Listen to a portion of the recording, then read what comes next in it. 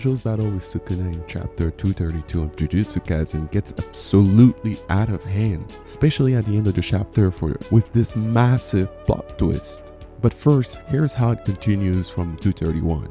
Gege is the good for not wasting our time by opening the chapter with the wheel spin, so Gojo reacts with a clever strategy. Knowing that Mahoraga needs 3 more turns of the wheel to adapt to his special infinity technique.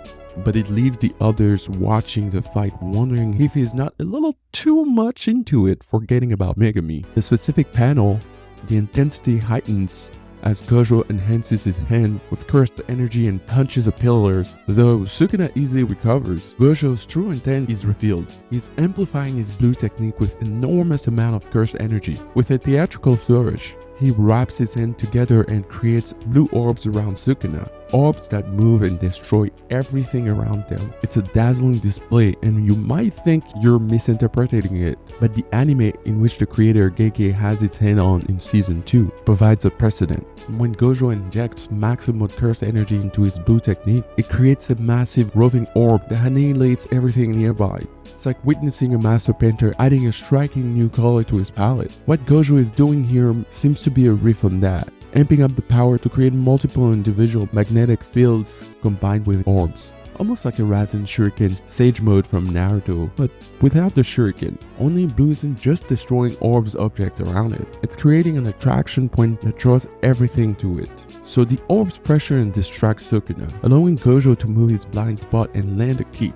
But this sequence has its consequences, leading the wheel to turn a 3rd time in this battle, setting up a climax where Sukuna only needs 1 spin left for Mahoraga, whose name is Mahoraga, for Mahoraga to adapt to infinity. It's a detailed, intricate play of power and tactics that keeps you riveted to the pages, watching the strategic chess game unfold. And because of that, Yuji, with that curious glint in his eyes, pops the question, how exactly does this wheel adapt to a curse technique? Is this like an internet connection or something? Slow to catch on? Or does it only need to be smacked around twice? Kusakabe, ever the enigmatic one, teases, well, Gojo's own flexing his blue technique, and Kashmi's just shrugging, could be this, could be that. All speculation, which is, by the way, the bread and butter of every anime plot twist. It's almost like they're channeling our own thoughts, which they are, pondering the exact mechanics of this wheel spin cycle.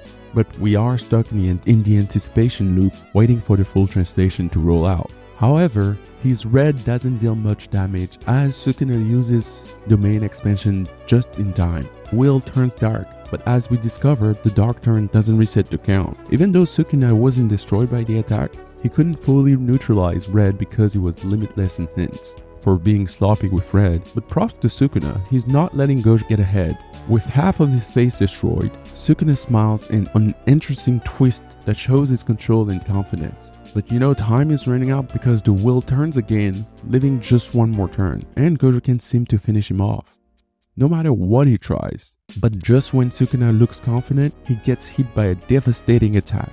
Gojo again uses his power creatively, and his red attack circles back and lands a surprise attack. This tactic amplifies the tension, showcasing Gojo's adaptability and ingenuity. The explosive power and pain in the panel sets the stage for what's about to come. Gojo takes his chance, delivering a devastating black flash punch to now a defensive Sukuna, making his eyes turn white. And we all know as anime aficionado that this signals heavy pain, possibly a knockout. Gojo's mastery of black flash amplifies the punch power. And given how strong Gojo's regular punches are, one can only imagine how devastating this hit must have been. This part of the battle emphasizes Gojo's relentless pursuit to end Sukuna before the wheel finishes turning. He keeps his word and delivers a strike that looks like it could end the fight. Sukuna appears knocked out, but as Jujutsu Kaisen loves its twists, the wheel spins a 4th and final time, signaling that the battle isn't far from over. Even after Gojo gets with a black flash, the wheel continues, trapping him in shadow and setting the stage for the next phase of this gripping battle. And finally, Mahoraga starts to emerge, having adapted to Gojo's infinity powers. The shock and terror that this elicits from the onlookers adds an extra layer of suspense to the unfolding drama. Now Gojo facing Mahoraga, the most powerful Shikigami of the 10 Shadows technique. The stakes are higher as he confronts the one no user of the 10 shadow techniques has ever been able to tame. His previous battle with Sukuna has already exhausted, and he must now face a creature possibly adapted to all his limitless techniques. It's a sudden and unexpected twist that demonstrates Gojo's durability despite his incredible power. Mahoraga delivers what looks like a brutal slash to Gojo. The expression on his face shifts from a confident smile to a visage marred by pain and concern. This moment captures the uncertainty of the battle and the unrelenting nature of Gojo's enemies. Even a figure as powerful and clever as Gojo can be caught off guard. This adds a touch of realism to this fantastical battle. The exhaustion and injuries Gojo accumulated against Sukuna now puts him at a significant disadvantage. The balance of power shifts dramatically and the intense battle takes on a new complexion. The previously unstoppable Gojo seems at risk, but the unanswered question about how this new enemy has adapted to his limitless powers keep the outcome uncertain. Is this the end for Gojo, or merely a temporary setback? Either way, this battle with Sukuna and Mahoraga has transcended a mere duel of power and strategy. It's become a symbol of the unpredictable and dangerous world of Jujutsu Kaisen, where even the mightiest can be threatened, and the battle's outcome is never assured. And as Gojo wrestles with these powerful foes, he showcases his unique blend of intelligence, adaptability, and raw power, setting a standard for what it means to be the master in this turbulent universe. But let's be honest, there's just no way Mahoraga is going to remove Gojo from the story. Come on, did we really think the battle between Gojo and Sukuna would end with one sure hit? No. We've had hints about Sukuna's technique with the black box in chapter 230, and now we're getting closer. Gege must be cooking up something fascinating. I mean, after all, they've had like 230 chapters to brew this showdown. Interestingly enough, about 100 chapters ago, we've had the setup for Gojo, this limitless user against Mahoraga. Now the stakes are high, both characters can die in this fight. Sukuna might leave in some form, but he doesn't have to win this one. On the flip side, Gojo can die too. His arc seems to have reached its climax, as he's focused on raising a new generation and taking down the foundation of the Hei era.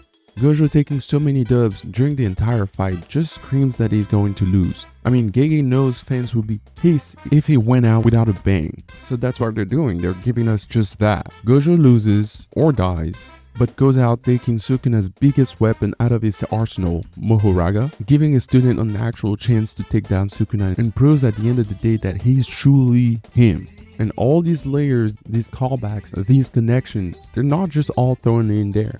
Gojo's sartorial choices, his determination to save Megami, it's all building up to a climax. Saving Megami, giving him back his freedom from Sukuna, this is the pinnacle of Gojo's character arc. It's a win he needs to claim.